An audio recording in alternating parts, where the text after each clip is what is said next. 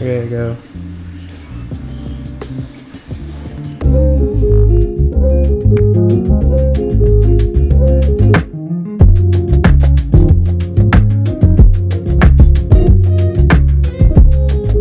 Hai semua, selamat datang di YouTube channel kami. Di video kali ini kita mau coba cerita-cerita pengalaman kita beli rumah di Bali. Karena lumayan banyak yang tertarik sama topik ini gitu ya, khususnya beli rumah di Bali itu gimana, terus berapa biayanya, terus gimana cara nyarinya dan lain-lain. Jadi kita mau coba untuk breakdown ya. Nah, kita tuh pindah ke Bali tahun 2019 bulan Maret. Nah, kenapa Bali? Kita sempat bikin video itu juga, jadi mungkin bisa lihat di bawah. Tapi yang jelas Bali itu bukan sesuatu yang tiba-tiba, bukan sesuatu yang kita pikir kemarin atau bulan lalu kita pengen pindah ke Bali gitu, enggak. Jadi memang udah ada di dalam mindset kita pengen tinggal dan make our dream comes true lah ya, untuk tinggal di Bali. Nah, karena kita udah tahu kita bakal tinggal lama di Bali, jadi mindset kita sewaktu di Belanda tuh kita udah mikir kalau kita mau pindah ke Bali, kita akan beli rumah walaupun nyewa. Kita mikir maksimal 6 bulan atau setahun untuk nyewa. Sambil lihat-lihat ya, maksudnya Exactly, sambil cari lihat-lihat rumah untuk dibeli. Tapi kita udah mindset dari Belanda itu sebelum kita pindah ke Indonesia, kita udah mikir kita harus beli rumah. Dan karena itu juga kita udah nyisiin tabungan kita lumayan banyak untuk cari rumah, untuk bayar DP rumah sebelum pulang ke Indonesia. Jadi karena kita udah tahu di Belanda kita mau cari rumah, jadi kita udah mulai nyari itu sebenarnya dari Belanda sebelum kita pindah. Waktu itu kita cari di listing directory seperti Rumah 123 atau Lamudi. Kita cari-cari, mulai compare daerah-daerah mana aja nih yang kira-kira budgetnya masuk di kita dan desainnya bagus, dan apakah rumah baru atau project baru atau misalnya rumah bekas. Jadi kita sudah mulai mencari semenjak dari Belanda. Tapi waktu itu akhirnya di rumah ini sendiri kita ketemunya di Instagram. Di sosial media mungkin pilihannya lebih ke filter kali ya, dalam artian kayak udah ada langsung dari arsiteknya, maybe arsitek atau developernya, instead of kayak orang ketiga yang naruh di Rumah 123 gitu. Oh ya. Mungkin bisa juga coba Facebook. Kita nggak terlalu main Facebook ya waktu itu ya. Tapi sebenarnya banyak listing rumah-rumah yang ada di Facebook juga, jadi bisa join page ke sana. Yeah. Selama mencari, of course, lokasi itu penting ya buat kita. Dari sisi Bali itu waktu kita nyari di Belanda, kita lihat daerah Sanur, even daerah Ubud, daerah Canggu, Seminyak, dan Pasar. Kita overall kita compare lah gimana sih harganya sebenarnya. Kamu sih yang compare. Kalau aku sama sekali nggak ada bayangan kayak apa bentuknya. Kita nggak pernah, karena dari Bali kita nggak pernah betul-betul datang ke Bali, explore, cari tempat di mana yang paling cocok gitu. Jadi ngelihatnya dari apa ya, dari map dan dari sisi perbandingan harga ya. Iya, sama mungkin pas dari lokasi itu kita tiap orang kan, tiap keluarga mungkin punya prioritas list ya, apa yang penting buat mereka dan apa yang tidak terlalu penting buat mereka. Nah, di sisi kita kita mulai dari apa yang nggak terlalu penting buat kita. Yang pertama, mall. Rumah kita tidak harus dekat dengan mall, karena kita ke mall sangat-sangat jarang, mungkin sebulan sekali even. Yang kedua, restoran. Kita nggak harus tinggal di tempat yang banyak jajanan pasar atau restoran-restoran, karena kita dari keluarga kita juga sering masak, kita lebih prefer masak, jadi itu nggak terlalu penting untuk kita. Terus yang bukan nggak penting ya, tapi nggak, maksudnya itu kalau buat aku it will help me sih, maksudnya kalau aku nggak pengen masak, kita ada di Indonesia kan, salah satu poin plusnya kan bisa punya privilege kayak gitu. Jadi paling nggak ada pilihan, tapi nggak harus yang di tengah kota yang banyak restoran atau cafe hitsnya yang kayak gimana gitu, nggak. Itu list yang kita tidak terlalu penting. Terus list yang menurut kita penting, satu, macet. Jadi kita avoid daerah yang pasti macet. Nah, macet ini lumayan, jadi begitu kita masukin kriteria macet, itu tuh udah lumayan ke cross beberapa tempat seperti Denpasar, pusat kota, kita langsung cross. Canggu, Seminyak, itu kita langsung cross karena kita nggak mau macet. Jadi itu sisanya jadi tinggal daerah Ubud, daerah Sanur atau daerah Nusa Dua. Jadi sisa tinggal 3-nya. Dari 3 ini kemudian kita mulai list cari rumah-rumah yang masuk harganya yang mana. Jadi kita udah narrow down di 3 lokasi, 3 daerah. Kita tinggal nyocokin harganya masuk nggak. Dan wait, by the way karena aku pulang ke Indonesia karena bisnis, Ubud itu juga langsung ke coret karena itu just terlalu jauh dari infrastruktur anywhere to do business dengan perusahaan-perusahaan lain. Jadi kita cross Ubud, jadi pilihan kita sebenarnya tinggal 2 antara Sanur sama Nusa Dua. Terus sebenarnya sih kalau aku dari 3 itu aku pengennya Ubud. Dari awal tuh aku pengen pindah ke Bali, itu pindah ke Ubud. Tapi itu tadi karena aku nggak kebayang sama lokasinya, nggak kebayang di sana ada apa aja, deketnya apa aja, yang macet di mana, tuh nggak kebayang gitu. Jadi emang harus research sih, cari-cari tahu juga, nanya-nanya sama orang-orang yang di Bali untuk menyesuaikan sama apa yang kita pengen cari gitu, supaya ekspektasinya juga sesuai. Nah dari Ubud itu habis gitu come down tuh sebenarnya kalau Sanur emang kita come down tuh Sanur. Ya, di listing di rumah 123 tuh aku ada beberapa rumah di Sanur. Sanur tuh termasuk salah satu kandidat juga karena aku masukin ada list di rumah 123, tapi akhirnya kita mutusin di Nusa Dua karena satu, aku kan mau buka kantor cabang. Nusa Dua waktu itu pilihannya lebih oke dari sisi sewa untuk ruko atau jalannya juga lebih lebar. Overall kita prefer Nusa Dua, dan kebetulan dari sisi Instagram developer yang kita suka itu juga dia lokasinya di Nusa Dua. Jadi sebenarnya mau cari lokasi di mana tuh juga tergantung sama pertimbangan dan banyak faktor ya gitu. Salah satunya tadi kan Damar juga sebutin ada faktor bisnis juga di situ, lokasi, harga juga tempat sewa juga lebih murah gitu. Nah plus di Nusa Dua itu juga dekat sekali dengan alam, which means sangat dekat dengan banyak pilihan pantai. Dan bukan pantai yang rame ya. Iya. Jadi ada beberapa pantai kayak di dekat tempat kita tuh ada Pantai Pandawa yang developing sekali, maksudnya sangat berkembang gitu. Tapi nggak dalam taraf yang serame di Kuta. Jadi masih menyenangkan untuk didatengin. Terus ada Pantai Melasti juga gitu. Terus ada Pantai Mengiak walaupun agak kesana sedikit. Di sana juga ada Pantai Geger ya, Sawangan, macam-macam lah gitu. Dan itu salah satu hal yang kita utamakan ya. Ya, nggak terlalu rame sih sebenarnya. Alasan Nusa Dua juga tuh kalau kalian di peta dia juga connected sama tol Bali Mandara ya. Jadi kalaupun seandainya kita mau ke rumah sakit atau mau ke mall bisa lewat tol, dan itu benar-benar nge-cut waktu banget. Jadi kita pikir Nusa Dua overall is not really a bad place. Dulu orang asumsinya Nusa Dua itu susah air, tapi selama kita di sini bayar air juga, tapi it's not as frequent as people said. Pemilihan developer, kenapa specifically kita milih developer ini? Satu, kita kan lihat nih di Instagramnya dia nunjukin desainnya. Itu desainnya yang dari semua yang kita lihat dari rumah 123, dari Lamudi, desainnya kita yang paling suka sih, karena nanti aku tunjukin desainnya di screen, karena dia ada open space-nya di tengah. Jadi bener-bener terang.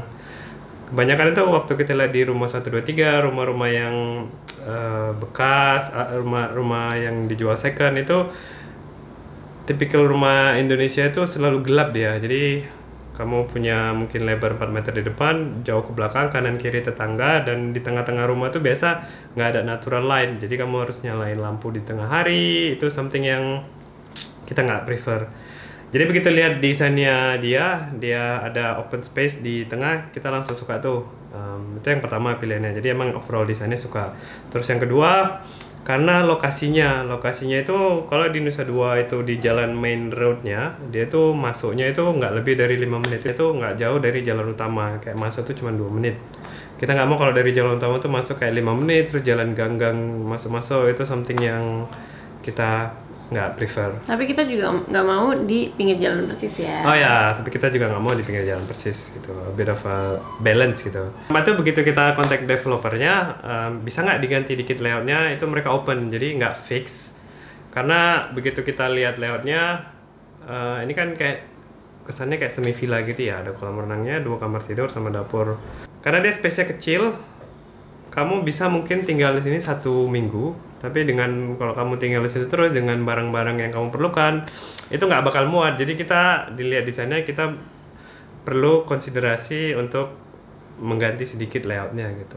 Ini tuh didesain untuk rumah liburan orang sebenarnya. Jadi pembeli-pembelinya tuh pada dari Jakarta, Surabaya yang kesini tuh cuman mungkin seminggu sekali gitu. Dan it's okay kalau untuk kalian tinggal Atau di Airbnb-in ya? ya, atau di Airbnb-in, it's okay kalau cuma tinggal sebentar. Tapi kalau tinggal untuk jangka panjang, mungkin space-nya tuh menurut kita ya, keluarga kita tuh terlalu kecil. Jadi kita nanya bisa nggak dilebarin dikit gitu. Kayak kita adjust sih here and there, dan itu dia open. Ya, dan dia open. Salah satunya kalau dilihat desainnya itu yang kita adjust tuh kamar mandinya kita minta dikeluarin supaya space ruangannya lebih besar. Developer ini nggak terkenal, dia cuman ini tuh project keduanya dia. Tapi kebetulan waktu kita sampai di Bali, mereka juga ada lagi ongoing project yang di dekat kosan kita. Jadi kita beneran bisa lihat kerjaannya mereka di lokasi lain dan kita kerjaannya oke, makanya kita juga berani ngambil project mereka untuk yang di sini. Barang-barang yang dipakai juga pilihannya bagus-bagus ya. Oh iya, barang-barang. Kualitas yang baik gitu pilihannya. Beda sih. Beda sama developer-developer lain mungkin yang pernah kita temuin, yang pernah kita lihat desainnya sebelumnya ya. Ini tuh unik gitu, nggak banyak yang punya kayak gini. Dan untuk yang dia offer, harganya itu bisa dibilang yang paling kompetitif lah. Yes, nanti aku link untuk Instagram developernya. Sebenarnya I think mereka masih aktif untuk sekarang, but kayak ganti nama deh. ya mungkin ganti For nama. some, I don't know, internal reasons. Tapi bukan berarti karena mereka kerjanya nggak baik atau kayak gimana. Tapi something with internal, jadi mereka kayak pisah atau kayak gimana gitu. Ya, But yeah, they're still building houses. ya, that's true. Developernya udah ada sama partner Bank BTN, jadi kita waktu itu memutuskan ngambil KPR karena kita pulang ke Indonesia ada 2 big purchases ya. Yang satu kita waktu itu beli mobil, yang kedua sisanya kita masukin ke DP rumah. Kita nggak tahu ya preference orang-orang beda masalah KPR dan riba, tapi kita waktu itu mikirnya kita nggak masalah pinjem uang dengan interest untuk sesuatu yang aset itu bakal apresiasi. Jadi kita ngerasa rumah harganya bakal naik in the future, tanah segala macam, jadi it's okay kita ambil KPR, but we probably nggak bakal ngelakuin untuk something yang depreciating in asset kayak Dan goalnya juga kita mau pay mobil. as much as we can, kita Earlier. mau ngelunasin as Yes. soon as possible gitu. Jadi emang udah punya mindset kayak gitu ya, Yeah. mudah-mudahan dimudahkan. Amin, mudah-mudahan dimudahkan. Oke, jadi proses pembeliannya lumayan cepat. Kita nyampe Maret, terus kita submit dokumen-dokumen semua, gaji, apa segala macam. Terus kita langsung tanda tangan di notaris itu bulan Juni. Jadi proses pengerjaan rumah sudah mulai. Kita dijanjiin sebenarnya 6 bulan untuk inden, tapi waktu itu kita harus ke Belanda dan kita kena COVID. Jadi kita akhirnya kita harus ke Belanda. Waktu itu baru mulai COVID, kita nggak bisa pulang. Jadi kita akhirnya baru masuk di rumah itu di bulan Juli. Iya, tapi itu juga mereka molor sih. Yes, itu karena kita nggak di sini sih, Juli 2021. Ya, maksudnya kelebihannya kalau misalnya ada di Bali dan sering ngecekin kan pasti mereka ada pressure lah, Ya. urge untuk menyelesaikan dengan tepat waktu gitu. Tapi 6 bulan itu nggak realistis sih. Ini kita Ya. juga belajar juga, mungkin kalian juga bisa take that into That's consideration. Dan sekarang kita masuk tips yang mungkin bisa bermanfaat juga buat teman-teman yang lagi nyari rumah. Untuk yang tips yang pertama itu, jadi biasanya orang sales sama orang yang bangun itu dia beda pihak terkadang ya. Jadi bisa jadi yang dijanjikan di sales itu nanti di pihak developer dia nggak dilaksanakan gitu. Di case-nya kita kecil tapi still signifikan. Yang pertama, dia di sales tuh janji inden even 3-6 bulan. But it's not necessarily true. Salesperson-nya tuh goalnya dia cuman untuk ngejual. Jadi kalau bisa itu dan hal-hal detail ini kan of course nggak masuk di akte jual beli ya. Kayak misalnya satu lagi yang kita alami itu, misalnya dia janji kalau lantai itu kita bisa pilih dari 4 pilihan warna. Ternyata dari developernya cuma ada satu. satu. Nah, ini kan detail-detail ini sebenarnya nggak ada di akte jual beli ya. Jadi kalau bisa kalian apa yang dijadiin salesnya bisa dicatat, tertulis, ada di WA, di screenshot atau gimana. Dan kalau bisa sebelum kalian perjanjian akte jual beli juga. Yang kedua adalah kalau bisa sebisa mungkin untuk ngecek